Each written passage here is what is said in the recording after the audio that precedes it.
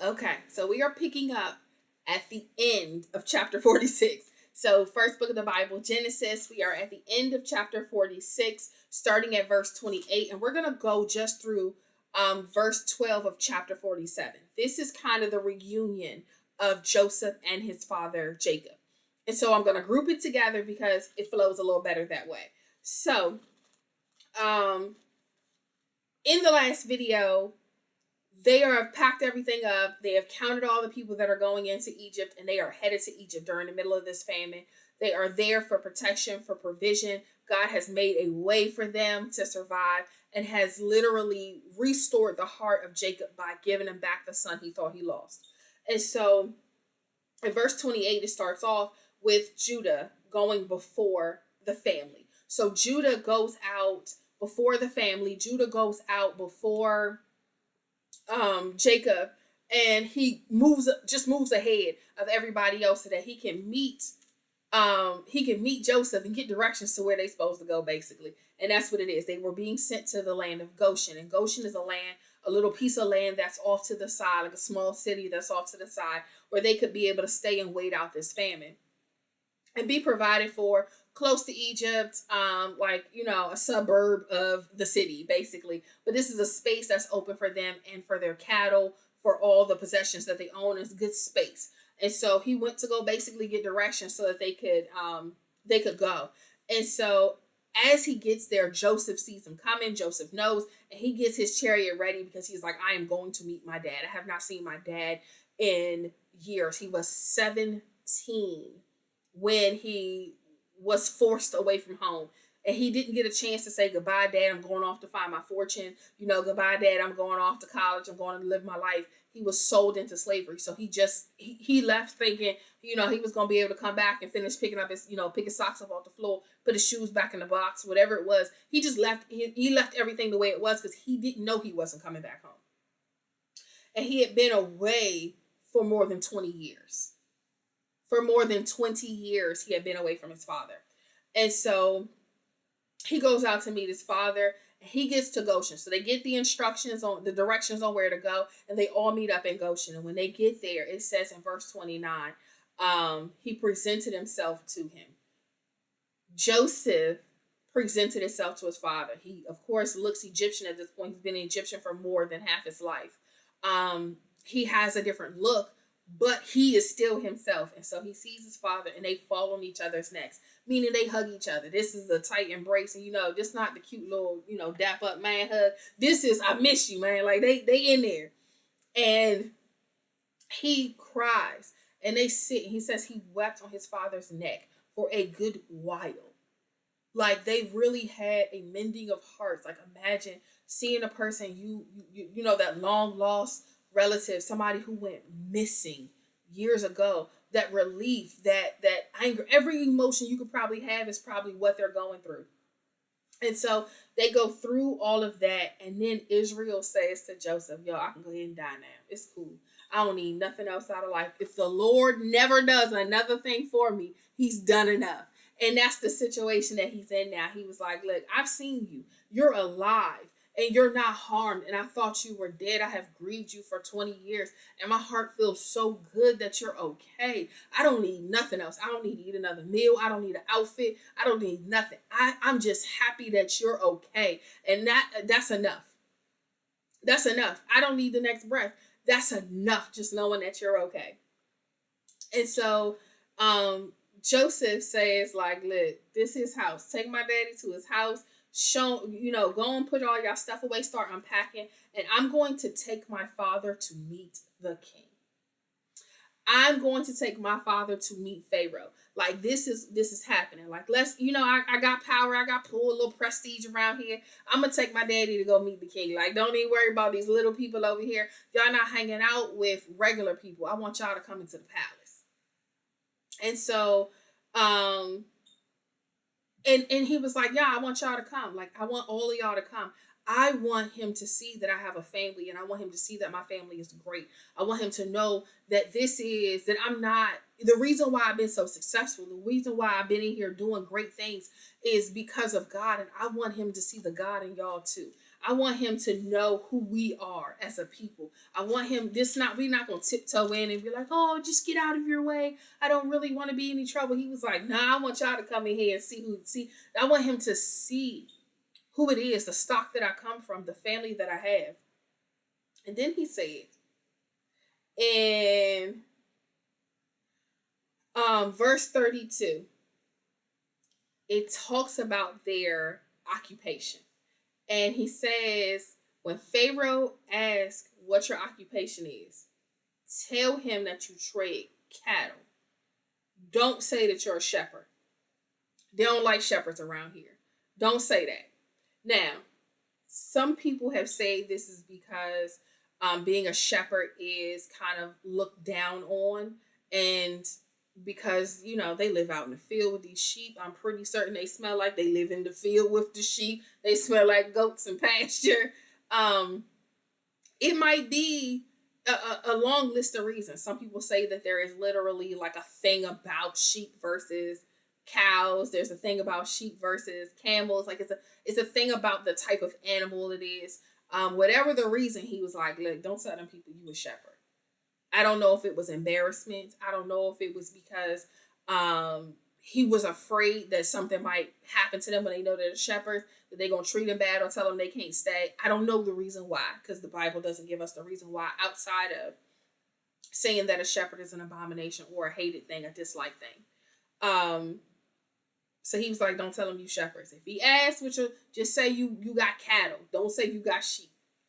And so in the start of chapter 47, Joseph comes and brings, his father and his brother to Pharaoh. And he's like, look, all my family is here. They just dropped everything off over in Goshen. And I just wanted to come and I wanted them to meet you. And so he brings a handful in. He ain't bring everybody in. He brought a handful in with his father. And in verse 3, Pharaoh asked, what's your occupation? And they said, we've been shepherds our whole lives, us and our fathers. Because what I'm not finna do is come in here and lie. I don't know this man, why I gotta lie to him? They came in and told the whole truth. They ain't hold nothing back. They ain't stutter or stammer. It wasn't a thing about it. And sometimes you just gotta let integrity speak for you.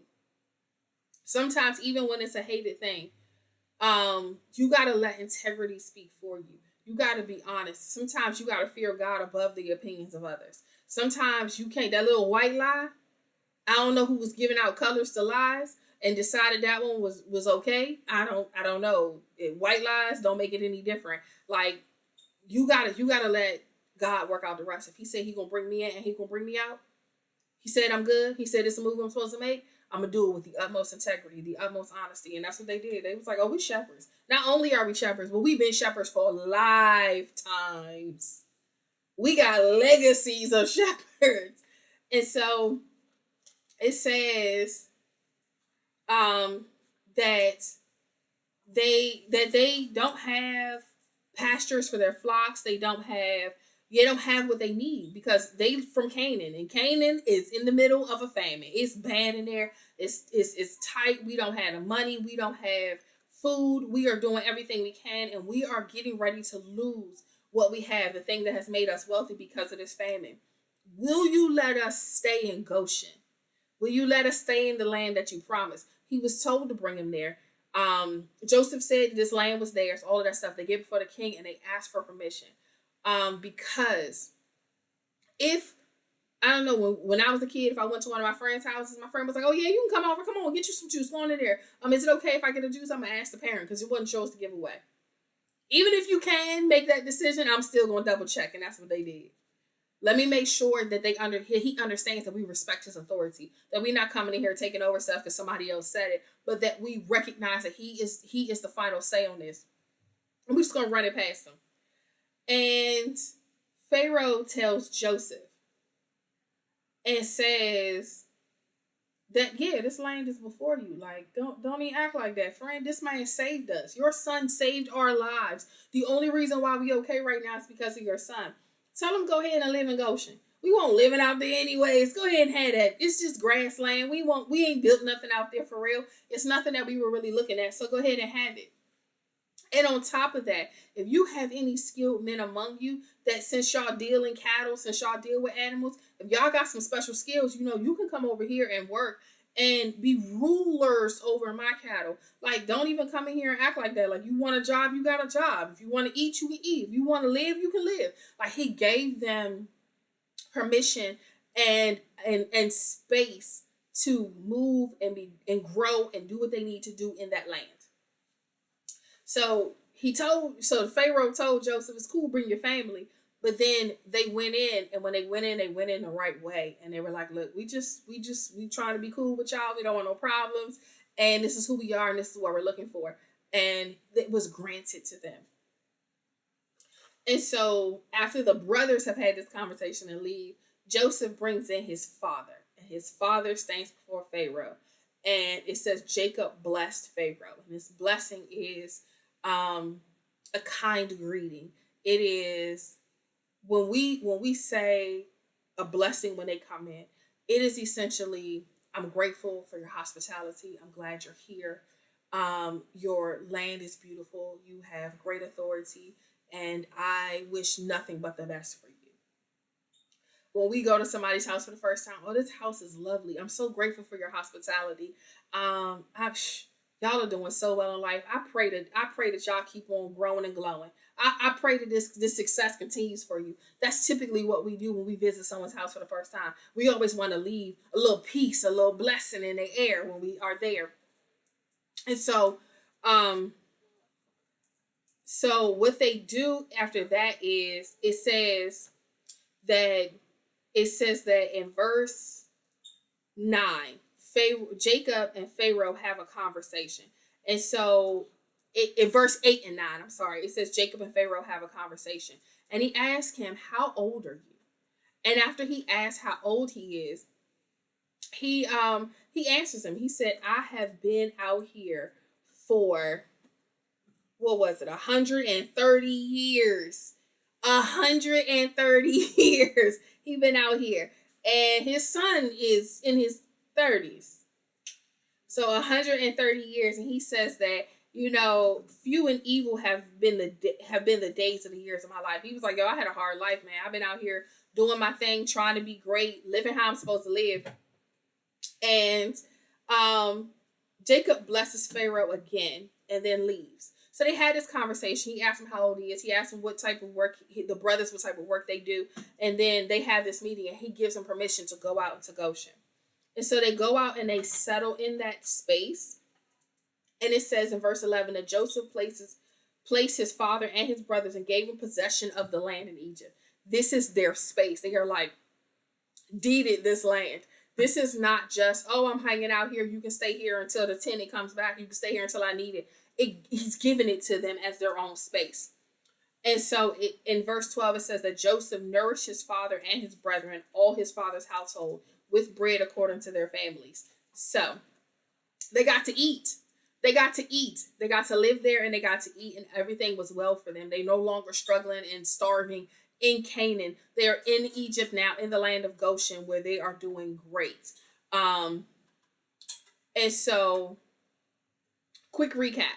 So at the end of chapter 46, and at the start of 47,